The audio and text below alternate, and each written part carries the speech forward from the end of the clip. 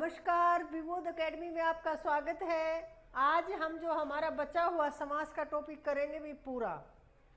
कल हमने अविभाव समास और द्वंद्व समास दो कर लिए थे। अविभाव के बारे में थोड़ा सा रिवीजन करते हैं। पहले अविभाव जो है व्याकरण के जो हमारे लगातार टॉपिक चले हुए हैं ना, उसमें व्याकरण का टॉपिक है भाई ये समास। और समास में हम कुछ कर चुके हैं पिछले कक्षा में, आज हम आगे करेंगे। तो थोड़ा सा रिवीजन देखते हैं। समास देखा था हमने, समास का शाब्दिक अर्थ देख लिया था, भेद देख लिए थे, और फिर भेदों में भी अविभाव समास और द्वंद्व समास हमने पूरा कर लिया था भाई। आज हम द्वंद्व समास शायद कर लिया था। द्वंद्व का शाब्दिक अर्थ होता है मतभेद, यानी कि एक दूसरे के जो विलोम शब्द होते हैं और योजक चिन्हों के द्वारा जो जुड़े होते हैं। ये मोटी पहचान बता रही हूँ द्वंद्व समास की, वहां द्वंद्व समास होता है। आज हम करते हैं फिर जो बाकी बचे हुए हैं हमारे 3 समास और बच गए हैं, तत्पुरुष, द्विगु और बहुब्रीहि, इनके बारे में करते हैं। और कर्मधारय 4 बचे हुए हैं भाई। चलो देखते हैं भाई। अब सबसे पहले करते हैं हम द्विगु समास।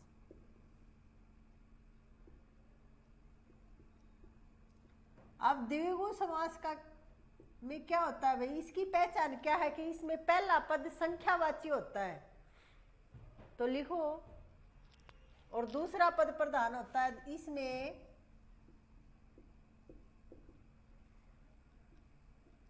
पूर्व पद और उत्तर पद 2 पद होते हैं समास में, तो इसमें पूर्व पद संख्यावाची होता है भाई।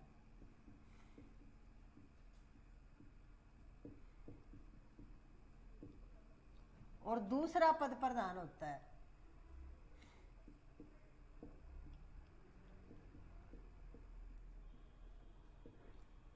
अब दूसरा पद तो प्रधान होगा ही। तत्पुरुष समास के ही तो भेद बताए थे, कर्मधारय और द्विगु, तो दूसरा पद प्रधान होता है। अब देखो भाई, जैसे द्विगु समास में देखो, समस्त पद जो हो समूह का बोध करवाता है। इसमें जो समस्त पद बनता है या सामासिक जो पद होता है वो समूह का बोध करवाता है।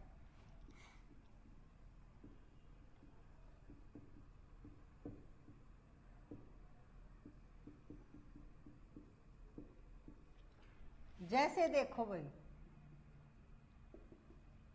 जैसे देखो उदाहरण में देखो, जैसे नवरत्न है,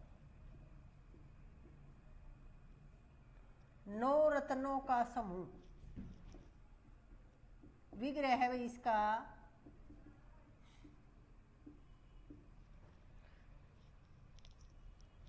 जैसे त्रिवेणी है,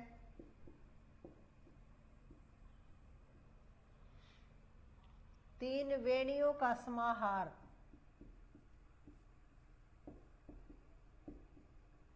वेणी, वेणी क्या होता है भाई, नदियों को बोलते हैं, या नदियों का लिख लो।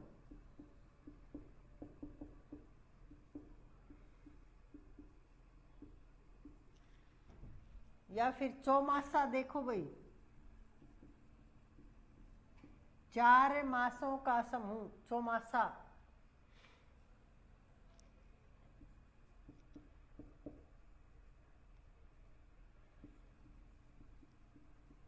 चार मासों का समाहार। अब देखो कुछ ये तो हमने समझने के लिए उदाहरण लिए हैं, और ये एक आध आ भी चुका है। लेकिन अब जो आए हुए हैं जो पिछले परीक्षाओं में, वो कुछ उदाहरण लिखवाती हूँ मैं। इसके अलग से है भाई, विशेष हैं, और उनमें आप कंफ्यूजन में आते हो कई बार, तो वो उदाहरण लिखने जरूरी है। तो आप याद पहचान हो तो बहुत अच्छी बात है, वरना एक बार रिवाइज कर लोगे तो वैसे भी याद रह जाएंगे वो। तो जो आए हुए वो लिखो भाई। जैसे अठन्नी है भाई, ये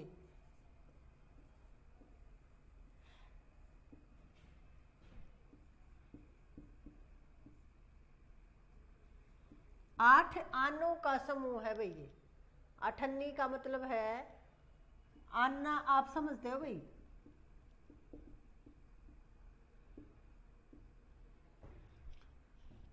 ये आए हुए हैं कुछ, जैसे देखो सत्सई है,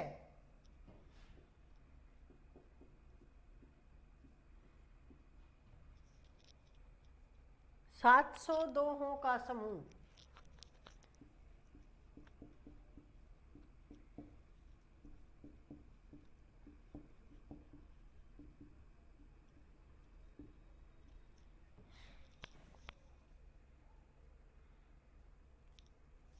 और एक पंचवटी और तिरंगा और लिख लो भाई, यहां लिखो पंचवटी,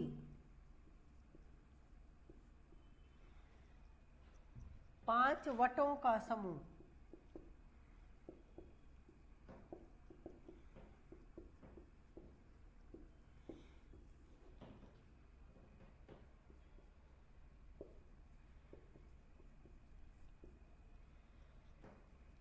तीन रंगों का समाहार।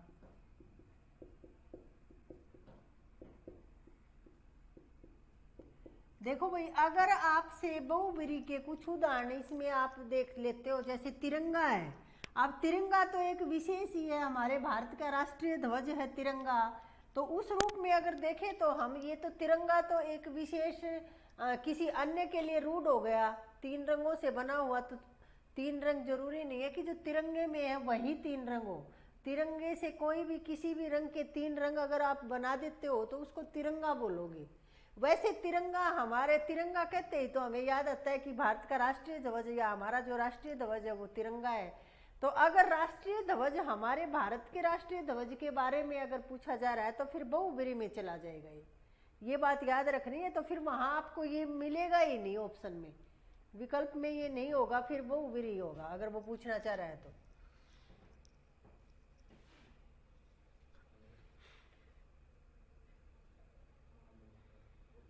चौराहा है भाई, चार राहों का समाहार।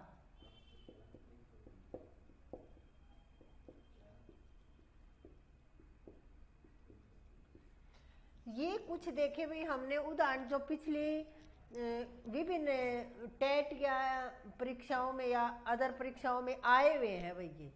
तो ये आप देख लेना, और अपने जो आपके पास जो भी किताब हो उससे भी कुछ उदाहरण आप देख लेना।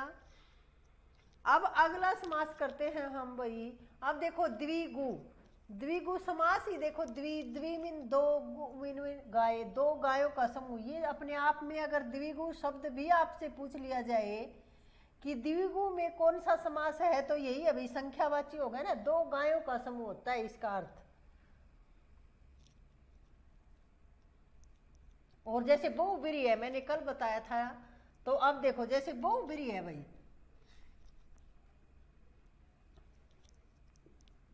ये शब्द है भाई, समास पे मत जाना, अभी हम शब्द देख रहे हैं। बहुब्री है भाई।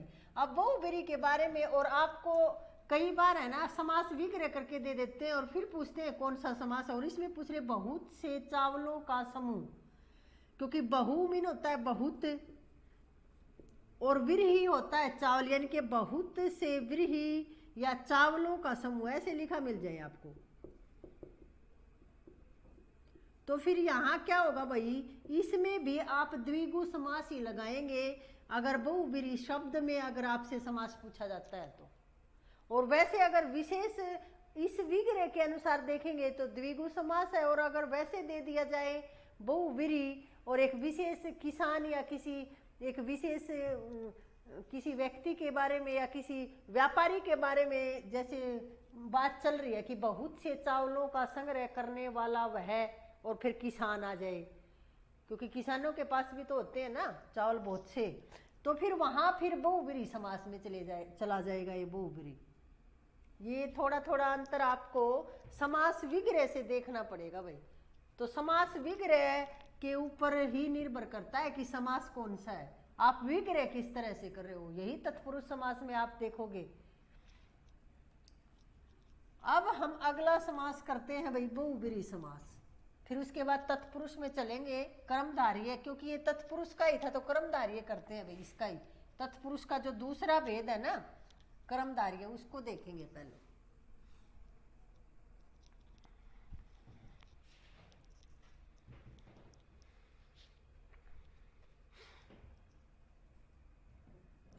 अब देखो भाई, लिखो कर्मधारय समास। कर्मधारय समास में क्या होता है भाई, सबसे पहले आप पहचान ही रखो एक बात, जहां भी आपको विशेषण दिखे कहीं भी, तो वहां आप ये देख लो कि किसी की विशेषता बताई जा रही है, तो वहां सामान्यतया की ज्यादातर आप ये लगाओ वहां कर्मधारय समास होता है। वैसे परिभाषा में लिखो कि इसमें विशेषण विशेष्य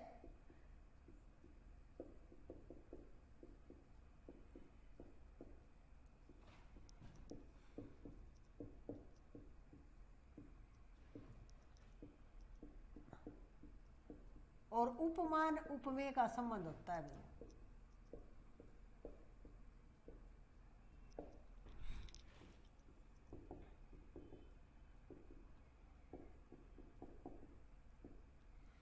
इस समास की में आपको विशेषण विशेष्य दिखेंगे, यानी कि एक विशेष्य तो होता है जिसकी विशेषता बताई जाती है, विशेषण जो विशेषता बताने वाले जो शब्द होते हैं वो विशेषण। ऐसे ही उपमान और उपमेय, उपमेय तो जिसकी तुलना की जाती है और जिसके साथ तुलना की जाती है वो उपमान होता है। अभी किसी उपमान को उठा लेते हैं ना, जैसे उपमान हो गया चंद्रमा, तुलना कर दी उसकी मुख के साथ, तो फिर क्या मुख उपमेय है और चंद्रमा उपमान है। इसी तरह से विशेषण और विशेष्य ये संबंध आपको मिलेंगे। अब उदाहरण से देखिए आप, जैसे महादेव है भाई, अब देखो इसके समास विग्रह में बहुव्रीहि से थोड़ा, क्योंकि बहुव्रीहि समास में और कर्मधारय समास में भी बहुत ज्यादा समानता देखने को मिलती है, और वहां फिर विग्रह पे ही निर्भर करता है कि कर्मधारय है या बहुव्रीहि। तो ये आपको ध्यान से, महान है जो देव, यहां विग्रह ऐसा होगा,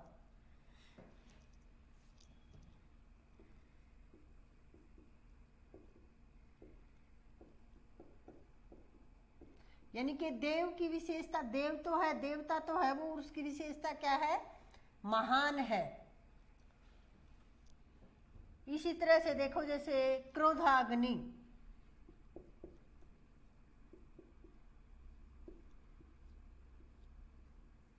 इसमें क्या है भाई, क्रोध रूपी अग्नि।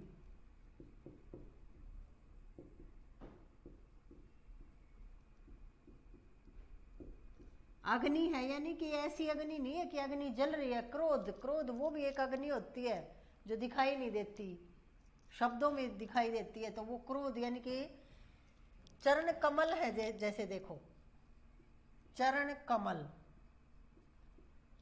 चरण महीने पैर, कमल एक फूल होता है, फूल कमल का फूल होता है कोमल, और जो चरणों की तुलना कर दी, यानी कि उपमान और उपमेय संबंध आपको दिखाई दे रहा है ना, इनके लिखो इसमें कि जैसे कमल के समान चरण,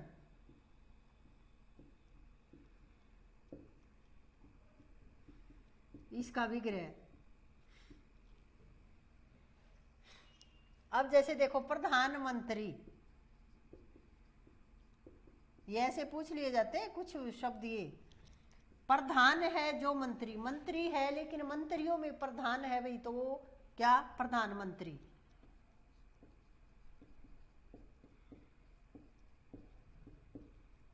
और एक बात और देखो, यहाँ कई बार बच्चे पूछते हैं और बहस भी करते हैं कि प्रधानमंत्री तो एक विशेष आदमी होता है और फिर उसमें तो वो बहुव्रीहि में जाएगा मैम, लेकिन ऐसा नहीं होता, क्योंकि बदलते रहते हैं। प्रधानमंत्री किसी के लिए एक रूढ़ नहीं है कि वही व्यक्ति बनेगा, ये तो बहुत से बन लिए, बहुत से आएंगे। अगर किसी एक विशेष व्यक्ति के लिए अगर पूछा जा रहा है तो फिर उसका अभिग्रह करके नाम दिया जाएगा। अब प्रधानमंत्री अब जो हमारे वर्तमान में है नरेंद्र मोदी जी, तो आप ये थोड़ी ना कह सकते हो कि उनके लिए रूढ़ हो गया प्रधानमंत्री, नहीं, वो आज के समय में प्रधान है मंत्रियों में, कल कोई और होगा, पहले कोई और था, तो ये इसमें आएगा भाई, ये कर्मधारय समास में जाएगा प्रधानमंत्री। ऐसे ही मुख्यमंत्री भी है, मुख्य है जो मंत्री, वो भी ये नहीं है कि मुख्यमंत्री यहीं लिख लो, उसकी मंत्रियों में मुख्य है वो, तो मुख्यमंत्री की विशेषता भी यही है, कोई विशेष आदमी के लिए नहीं है ये।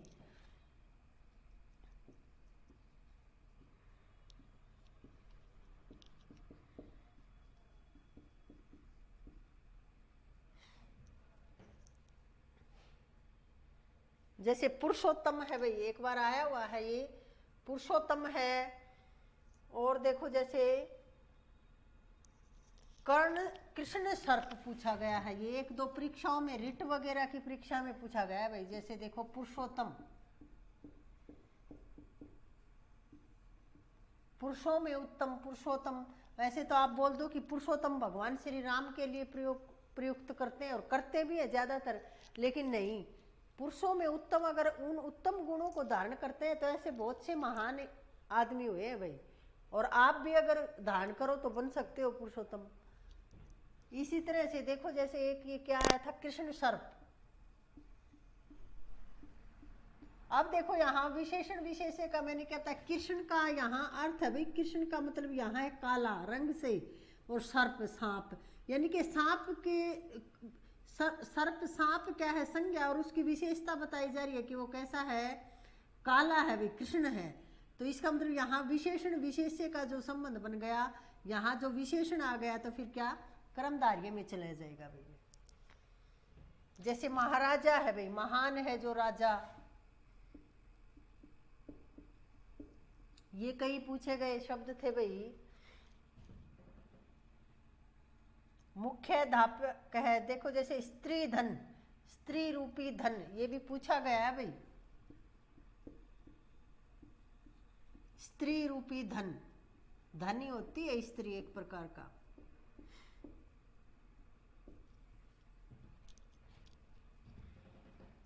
दुरात्मा है, जैसे काली मिर्च है, चंद्रमुख है, चंद्र के समान मुख। नरसिंह है भाई, जैसे देखो नरसिंह भी एक बार पूछा गया है, नर रूपी सिंह, यानी कि नरसिंह का ऐसे तो देखोगे तो आप भगवान विष्णु ने भी एक बार अवतार धारण किया था, तो आप बहुब्रीही में नहीं, ये आपको विग्रह के अनुसार ही बताने पड़ेंगे भाई, ये क्रमधार्य में ही जाएगा। नर रूपी सिंह, ये होगा भाई हमारा कर्मधारय समास। आगे हम अगले समास पे चलते हैं, वो बहुब्रीही पे, फिर तत्पुरुष करेंगे, वो थोड़ा सा लंबा है। आज हम इस क्लास में पूरे कर लेंगे भी समास, कल एक नए टॉपिक के साथ आएंगे फिर।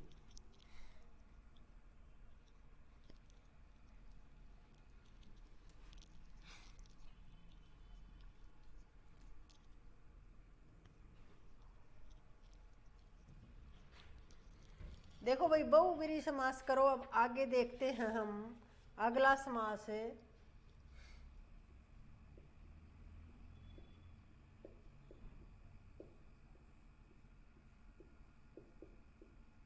इसमें क्या था भाई, अगर पदों की प्रधानता के आधार पर देखें तो बहुब्रीही समास में क्या था, न तो पहला पद प्रधान पूर्व पद और न ही उत्तर पद, दोनों पदों को छोड़कर कोई अन्य पद प्रधान होता है। तो इसकी परिभाषा लिख लो, इस समास में दोनों में से कोई भी पद प्रधान नहीं होता, बल्कि दोनों पद मिलकर किसी तीसरे अर्थ को स्पष्ट करते हैं, या अन्य पद प्रधान होता है भाई इसमें।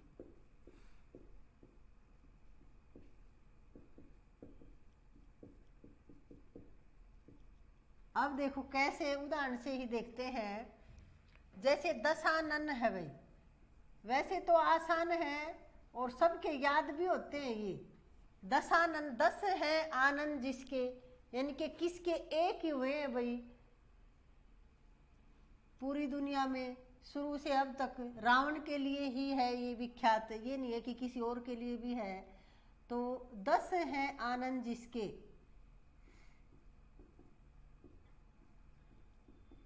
आनंद होता है मुख, और ये कौन था भाई, रावण, यानी कि ये एक विशेष व्यक्ति के लिए ये शब्द रूढ़ हो गया है। तो ये क्या है, बहुव्रीहि समास है भाई। जैसे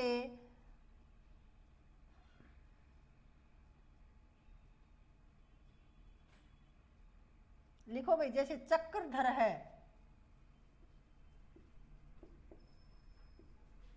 चक्रधर का मतलब ये है भाई, चक्र है, चक्र धारण किया है जिसने,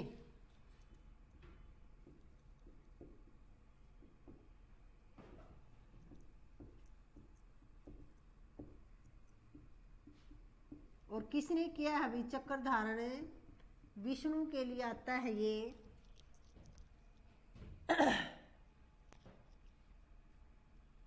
चंद्रशेखर है, जैसे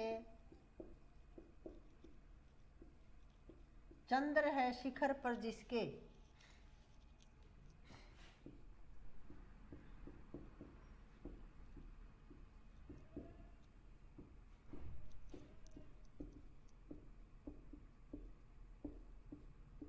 शिव जी के शिखर पर गंगा भी दिखती है आपको और चंद्र भी दिखता है ना, गंगा भी निकलती है यहाँ से ऐसे, और ये वो चंद्रमा भी दिखते हैं वहां। अब जैसे त्रिलोचन है भाई,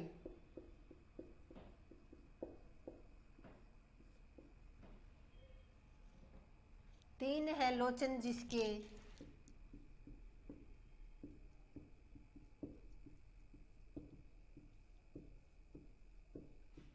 ये भी भगवान शिव के लिए है। इसी तरह से आप देखो जैसे लंबोदर है, लंबा है उधर जिसका, गणेश जी के लिए है। एक दंत भी गणेश जी के लिए आता है। तो ये कुछ शब्द ऐसे हैं भाई, जैसे देखो गिरिधर पूछा गया है एक बार, गिरिधर, गिरी मिने, गिरी होता भी पर्वत और धर धारण करना। गिरी को धारण किया है जिसने, और किसने किया है भाई? गोवर्धन पर्वत को धारण किया था भगवान श्री कृष्ण ने। तो गिरी को धारण किया है जिसने,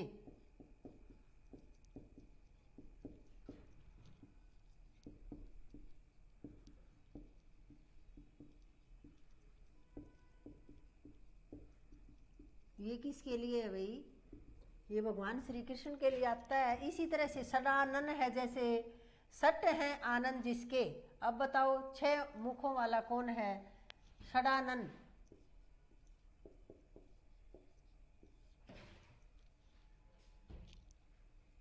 सदानन होता है भाई कार्तिकेय के लिए आता है ये। सट यानी कि 6 मुख जिसके हैं भाई, सट है आनंद जिसके।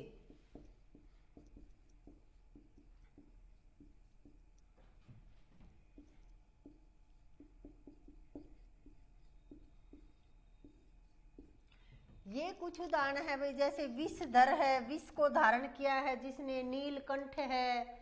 ये बहुत से उदाहरण हैं, आप सबको पता भी है, नहीं पता है तो किताबों में होते हैं ये, यहाँ भी हम लिखवा देंगे अलग से, आप एक बार पढ़ लेना उनको। अब हम अपने अगले समास पे चलते हैं भाई, जो हमारा अंतिम होगा और सबसे बड़ा है भाई तत्पुरुष समास। उसका आधा हिस्सा तो हम कर चुके हैं, द्विगु और कर्मधारय। बाकी जो व्याधिकरण के जो 6 भेद हैं कारक विभक्ति चिन्हों के आधार पर, उसका अब अध्ययन करेंगे भी हम। अब करेंगे भी हम तत्पुरुष समास।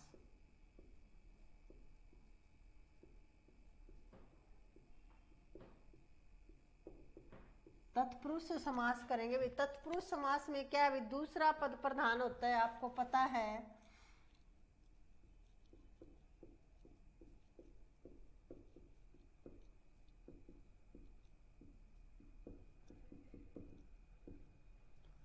अब देखो भाई तत्पुरुष के भेद देखो, भेद तो फिर से लिख लो एक बार।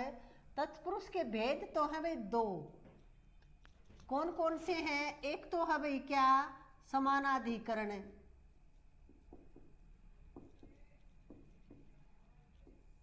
और एक कौन सा है भाई? व्याधिकरण। अब समानाधिकरण के फिर से 2 भेद हुए, वो हम पढ़ चुके हैं। कौन से? कर्मधारय और द्विगु।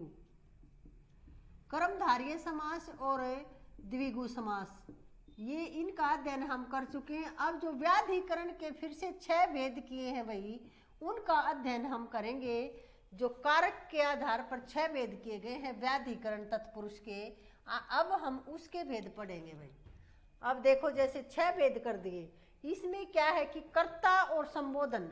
हमारे हिंदी में कारकों की संख्या होती है 8, और पहला और आखिरी वाला छोड़ के जो बाकी 6 बच गए, उसके आधार पर है भाई तत्पुरुष समास का वर्गीकरण। सबसे पहले देखेंगे भाई, अब कर्ता और संबोधन को छोड़कर फिर तत्पुरुष समास के भेदों में गिना जाता है। अब लिखो कर्म तत्पुरुष। अब देखो अगर इसका पूरा नाम अगर पूछा जाए और लिखा जाए ना, तो कर्म व्याधिकरण तत्पुरुष होगा भाई। इसको हम अगर अच्छी तरह से बोले तो, लेकिन लिखा मिलता है और ऐसे ही पढ़ते हैं हम कर्म तत्पुरुष। वैसे आपको पता लग गया, अब अगर पूछा जाए तो आप बता दोगे। कर्म तत्पुरुष में क्या होता है भाई, कर्म कारक का प्रसर्ग चिन्ह लगाया जाता है जब विग्रह करते हैं। तो अब कर्म कारक का प्रसर्ग चिन्ह होता है भाई, प्रसर्ग बोलते हैं विभक्ति चिन्ह को। विभक्ति चिन्ह या प्रसर्ग चिन्ह एक ही बात है।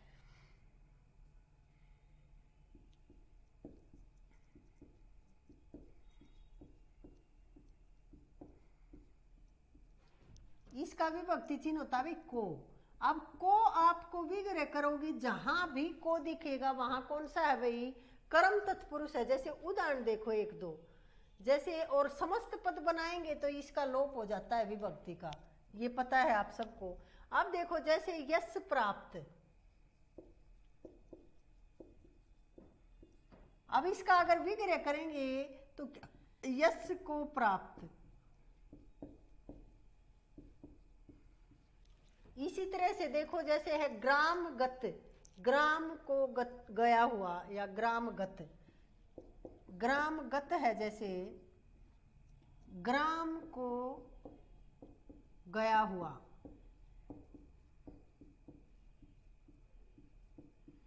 तो ये को विभक्ति चिन्ह आ जाते हैं जहां वहां कर्म तत्पुरुष है। जैसे गगन चुंबी, गगन को चूमने वाला।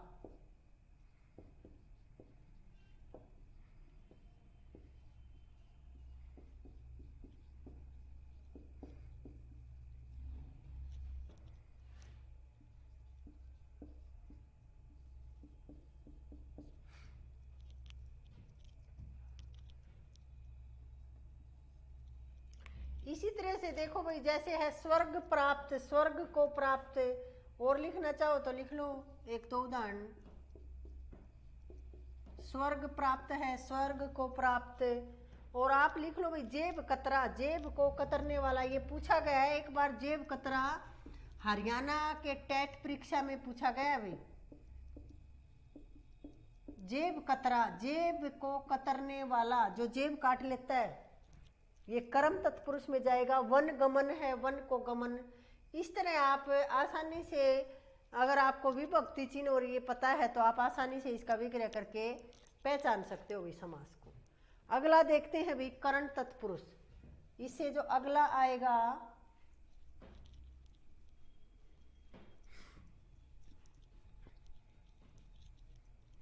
जल्दी जल्दी करो भाई, ये थोड़ा सा लंबा हो जाता है फिर। करण तत्पुरुष में क्या है भाई,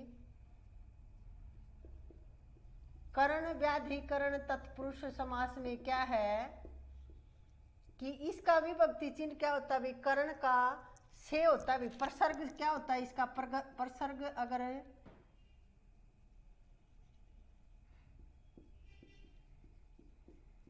इसका प्रसर्ग होता है भाई से, या फिर के द्वारा भी होता है भाई। या तो ये मिलेगा आपको या फिर के द्वारा मिलेगा।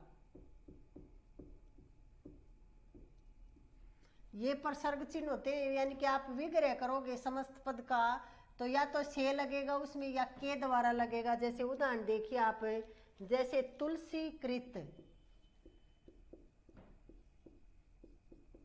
तुलसी द्वारा कृत, यानी कि तुलसी के द्वारा रचित। कृत का मतलब होता है रचना करना। तुलसी द्वारा कृत। इसी तरह से देखो भाई जैसे आपने लिख दिया जन्मांध, जन्मांध यानी कि जन्म से अंधा, तो से आ गया। इसमें देखो द्वारा आया है, इसमें से। एक दो और लिखो, जैसे शोकाकुल, शोक से आकुल, बाढ़ पीड़ित, बाढ़ से पीड़ित, मन चाहा, मन से चाहा। हस्तलिखित लिखो भाई, हस्तलिखित, हस्त द्वारा लिखित।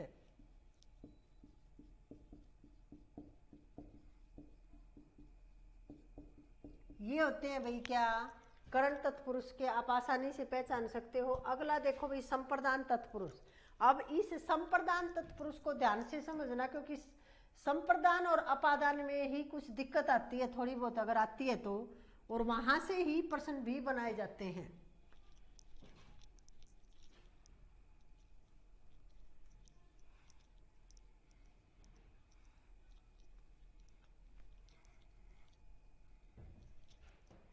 अब देखो भाई जो तीसरा आया हमारा वो है संप्रदान तत्पुरुष। अब संप्रदान तत्पुरुष में क्या है, विभक्ति चिन्ह क्या है भाई संप्रदान का, कर्ता ने कर्म को करण से संप्रदान के लिए, सबको याद होता है ये।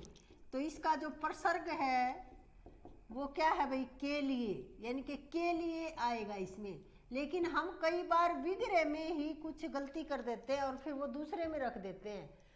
तो देखो जैसे मालगाड़ी है, ये तो सीधा है, बना लोगे आप मालगाड़ी, माल के लिए गाड़ी।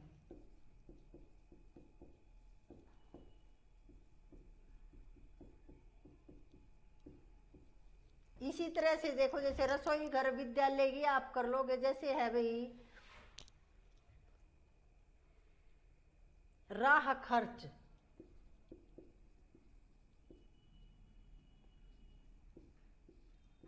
तो इसको आप लिखेंगे भी राह के लिए खर्च। अब देखो यहाँ एक मुझे याद आ रहा है, अनेक शब्दों के लिए एक शब्द आप लिखना चाहो तो कहीं लिख लो, जैसे रास्ते के लिए भोजन, उसको बोलते हैं पाथे। जो रास्ते में हम कहीं जाते हैं, घूमने जाते हैं कहीं और हम खाना ले जाते हैं ना, रास्ते के लिए जो भोजन ले जाते हैं उसको पाथे बोलते हैं। और अनेक शब्दों के लिए एक शब्द में पूछा जाता है, ये लिख लेना कहीं याद रह जाएगा। देशभक्ति है, देखो इसमें जैसे देश के लिए भक्ति,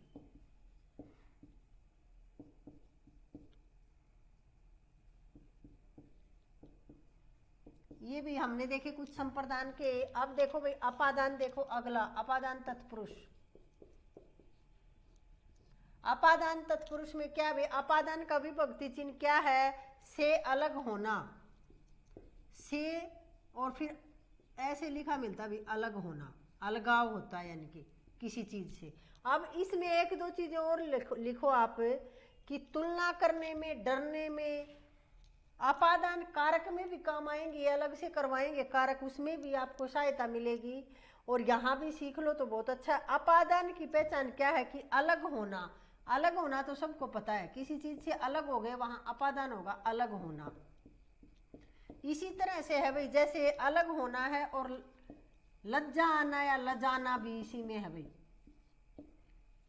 और एक क्या है भाई, तुलना करना है, किसी चीज की तुलना करेंगे तो भी वो अपादान में ही रखेंगे, और तुलना करने। और एक है भाई डरने, अगर किसी चीज से डरते हैं ना हम तो भी वो अपादान कारक में ही रखा जाएगा। अब देखो कैसे, जैसे कारक में एक बार प्रश्न पूछा गया कि सीता गीता से लंबी है तो कौन सा कारक है, तो अब तुलना कर दी यहाँ सीता की और गीता की, तो इसका मतलब वहां तुलना करने वाले में क्या होगा, फिर तुलना करने वाले में होगा क्या, अपादान कारक। इसी तरह से जैसे वह सांप से डर गया, अब डर गया, अब हमें नहीं पता अब क्या कौन सा कारक लगाए, इसमें तो कोई विभक्ति चिन्ह ऐसा दिख ही नहीं रहा, तो फिर वहां क्या है, डरने का भाव जहां आपको दिखेगा वहां अपादान लगाओगे भी। कारक में अलग से करवाएंगे टॉपिक कारक का, कोशिश करेंगे शायद कल ही हम कारक की क्लास लेके आए, ताकि वो कारक सीखोगे तभी ये आपको अच्छे से ये समझ आ जाएगा।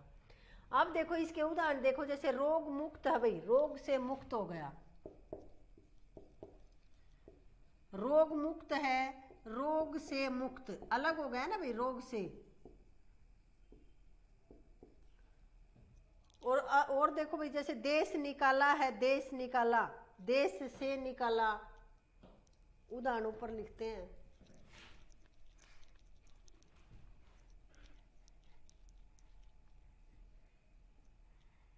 अपादान कारक, अपादान तत्पुरुष के है भाई, जैसे ये उदाहरण, देश निकाला है,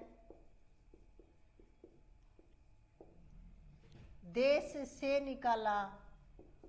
वैसे तो से आया हुआ है तो आप कर्ण में भी तो से या के द्वारा आता है ना, लेकिन ये देश से निकाला तो से विभक्ति चिन्ह नहीं देखना है आपको, यहाँ अलगाव का भाव देखना है कि अलग हो गया, वो देश से निकल गया बाहर।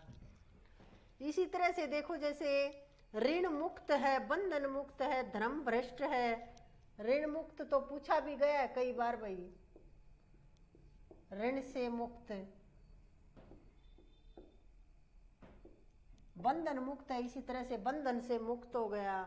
गुणहीन है भाई, देखो जैसे गुणहीन, गुण से हीन, गुणों से दूर है, वो अलगाव है यहाँ भी। तो ये देखे भी हमने चरित्रहीन है, गुणहीन है, ये सब इसी में आएंगे। अपादान तत्पुरुष। अगला देखते हैं भाई संबंध तत्पुरुष।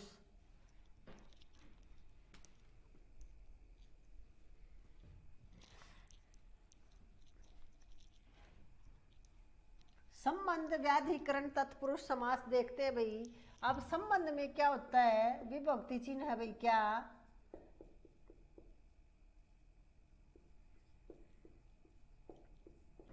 संबंध में क्या विभक्ति चिन्ह होते हैं भाई, का, के, की,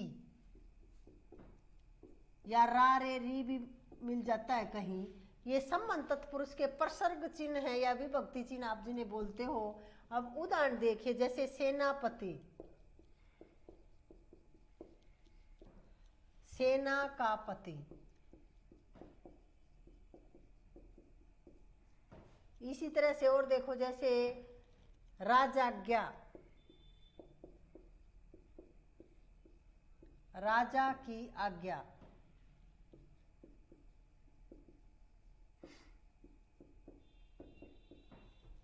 और देखो जैसे पवन पुत्र, पवन का पुत्र, संबंध है ना इनमें, दिख रहा है ना आपको अलग से।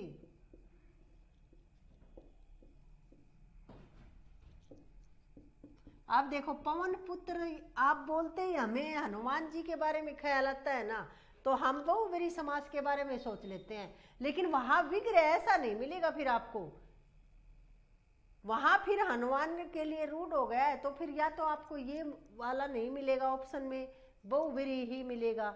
वहां सोच समझ के 1 मिनट रुक के फिर पढ़ के और ध्यान से करना है ये समास में।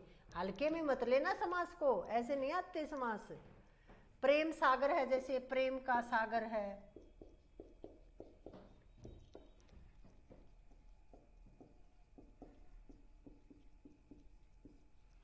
ये देखे भाई, जैसे घुड़दौड़ है, घोड़ों की दौड़।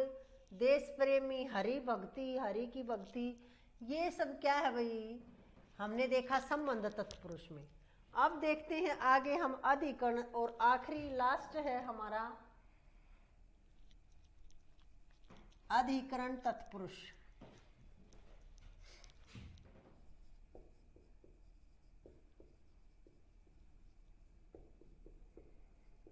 अधिकरण का प्रसर्ग चिन्ह क्या है भाई, में, पर।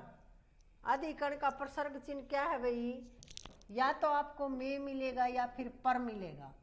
ये प्रसर्ग चिन्ह या विभक्ति चिन्ह है किसके, अधिकरण के। अब जहां भी जैसे घुड़दौड़, घुड़दौड़, घोड़ों की दौड़ अभी पढ़ा हमने, इसी तरह आ जाए यदि घुड़सवार आ जाए, जैसे वो तो संबंध में चला गया घुड़दौड़, तो घुड़सवार आ जाए जैसे, तो फिर इसका क्या होगा भाई, घोड़े पर सवार है ये, तो इसमें क्या आएगा फिर, घोड़े पर सवार, और ये किस में चला जाएगा, अधिकरण तत्पुरुष में चला जाएगा भाई।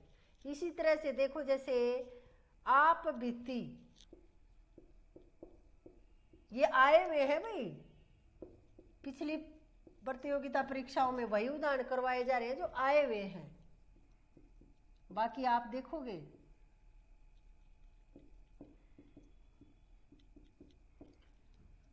आप देखो भाई, वनवास है, जैसे वनवास है, वनवास में क्या है, वन में वास।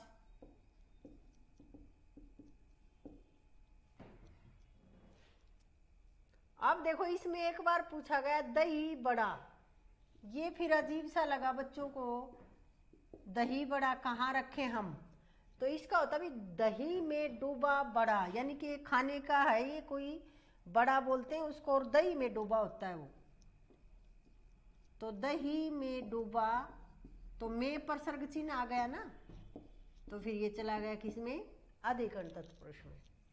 सिर दर्द है, जैसे सिर में दर्द है। कला निपुण भी पूछा गया है भाई एक बार, जैसे कला में निपुण, ये ऐसे शब्द है भाई आप आसानी से, और ये हम हमारा हो गया भाई आज समास का पूरा। वैसे तो देखे तो हम तुलना भी हमें करनी चाहिए कर्मधारय की भी, इनकी आपस में बहुब्रीहि और कर्मधारय की तुलना अंतर, लेकिन ये आप देख लेना, फिर कभी टाइम होगा तो करवा देंगे। लेकिन आज हमारा समास का टॉपिक पूरा हो गया और शायद आपको समझ में भी आ गया होगा भाई। हमने तो अपनी तरफ से पूरी कोशिश की है, गंभीर से गंभीर, यानी कि बिल्कुल ही बड़े से बड़े लेवल को ध्यान में रख के क्लास करवाई है समास की। इससे बाहर तो कुछ नहीं आना चाहिए। लेकिन एक आपको मैं ट्रिक बता देती हूँ, अगर फिर भी आपको समाज समझ में नहीं आता है कि ये कोई भी शब्द आ गया और आपको पता ही नहीं अब क्या समास लगाएं हम, तो अधिकांश आप तत्पुरुष समास अगर आपके विकल्प में है तो उसी पे जाना आप, क्योंकि सबसे ज़्यादा अगर उदाहरण पूछे जाते हैं तो तत्पुरुष समास के ही पूछे जाते हैं और उसी में आपको कन्फ्यूजन होता है।